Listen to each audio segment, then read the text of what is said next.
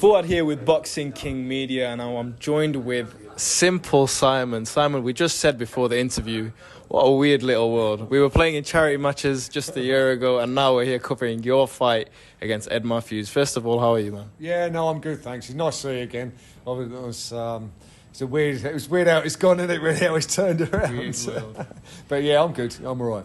You got a massive fight on Saturday. I was speaking to Ed in the other room there, speaking about your beef, where it started from. Let's start from where it originated. Obviously, it's been going on for months now, but tell us your backstory on the beef and where it actually started. Well, what it was, I think Ed was after a boxing match when it is somewhere or another. So I called out Bryce Hall, I think, in America. That didn't sort of turn out how he wanted it. I was sort of growing on TikTok, and I think he saw me as a target. Cutting a long story short, he was literally, I was doing lives with Cal the Dragon, doing the football predictions and stuff, as you probably know about. But and he basically is trying to have a dig at me, saying I'm using Cal for clout and bang bang bang. I didn't give a shit about that. Do you know what I mean? People can say whatever they want, things like that. And I think he's quite clever. You know, I think he's quite a clever lad, you know, because he was looking at that thinking he wasn't getting to me, because he wasn't. And then he just thought, how can he get to me? Yeah. Obviously knew Keely was on social media, and he went down that route and started having a dig about my daughter, and then that's a different story, isn't it? Obviously, we see it on stage. You were pretty emotional when he did mention Keely. I guess it's just a natural man's instinct to protect his daughter, but it must really get under your skin, and, you know, the disrespect must be quite loud to you.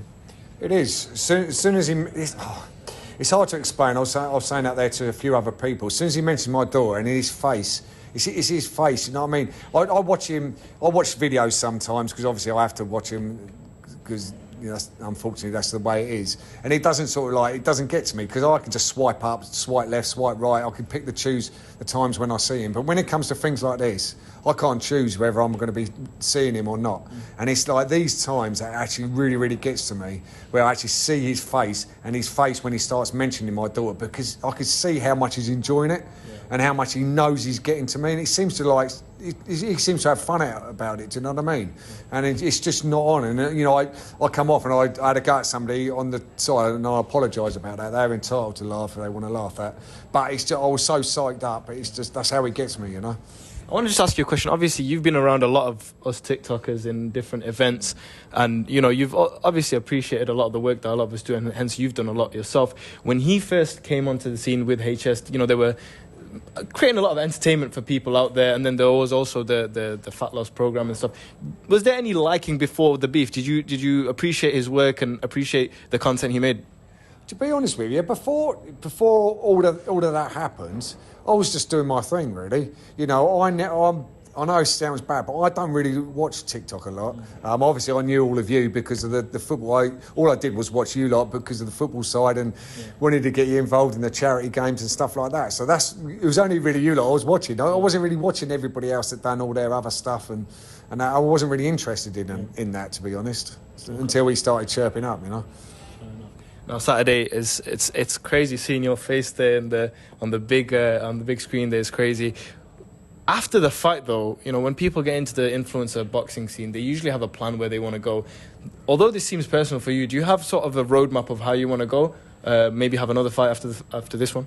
I did actually say, and I think the sidemen called me out and had a bit of a dig at me, but I did actually say that if this goes well, I would love to fight Greg Paul. And I keep saying that to everybody. Okay. Reason being, because he's my age. You know what I mean? He's my age. He's a fit bloke. Obviously, his sons fight. You know, they box as well. He's from the US. I'm from the UK. I think that could go down well. Most definitely. Now, Greg Paul, he speaks a lot as well. You said if this one goes well on Saturday night, say if it doesn't go in your favour, surely that's something you can still entertain. Now, I think there'll be a lot of fans who would want to watch that. Would you still go ahead?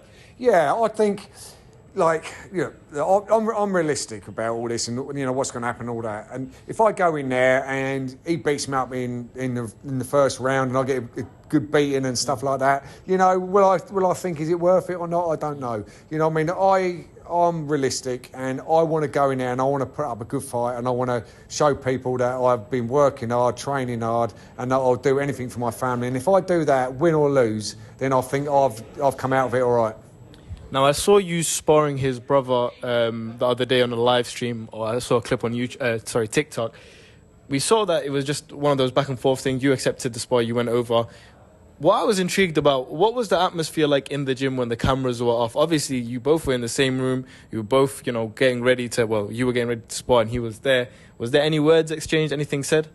Not really, no. There's a few, like, sort of silly comments that HS and Ed made, but it was quite a weird one. It was quite intimidating, if I'm going to be truthful with you, because I literally went there just with Keely. Just me and Keely turned up there. We drove an hour and a half to get there. We turned up there, went into the gym. They had their trainers there. They had another lad there. HS was there, Ed was there, his brother was there. They was rapping his knuckles and stuff like that. So they were taking it seriously. Do you know what I mean? He can say what he wants, but they were taking it seriously. They wanted Ollie to go in there and try to do a little bit, to be honest with you. And so it was intimidating, but I just went in there and I thought, like, I need to get in here and get out as quick as I can. And that is why I sort of literally, that's what I done. People saying, "Oh, you was running at him, it's not right." No, bollocks. Do you know what I mean? Run as much as you like. No, that's not legal to run in the ring. I just wanted to get in there, smash him up, and get out. And that's what I done.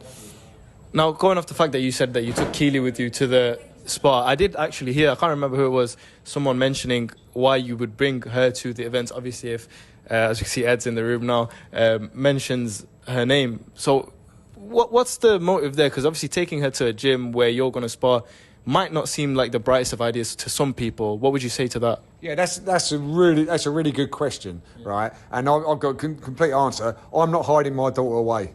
This is the thing. I'm not hiding my daughter away. I want to show people that me and Keely, we're good friends as well, and I'm friends with all my kids as well. And I wasn't going to hide her away, and I was going to take her there, and it was to prove a point. Do you know what I mean? We stick together and we do things together, and in that situation, she wanted to come and watch me do what I did, and just to make a point, and that's exactly why we've done it. And I knew there's not going to be any issues, and I'm not scared anyway. I'll go in there; it doesn't make no difference to me. But I wanted to prove a point that we stick together, and she, she's not scared either. She's not scared of him, and she knows what the situation is, and she ain't scared of me watching me either. So. Well, Saturday night is approaching us very shortly, only a few days to go. Any message to your fans watching, supporting you on the night? Yeah, actually, honestly, I'm going to try not to get emotional here because I am quite an emotional person, actually. But my followers and all the rest of it, literally from day one, have backed me, supported me, pushed me, driven me on. Even from the first live, I remember they were all on there. They're telling me to do press. I was doing press-ups and sit-ups and everything, and they was counting me in doing them and stuff like that. And literally from day one, they have pushed me, driven me to a place where I couldn't do it anymore. So they've been absolutely fantastic, and my following's growing, and everybody that's getting involved now in what I'm doing, that's supporting me and just driving me on, and I love them all. You know what I mean? I've got so much respect for everybody, every single one that follows me. Yeah. Awesome. Well, Simon, all the best on Saturday night, and we'll speak to you after the fight. Brilliant. Thank you very much. Thanks a lot. Thank you, bro. All right.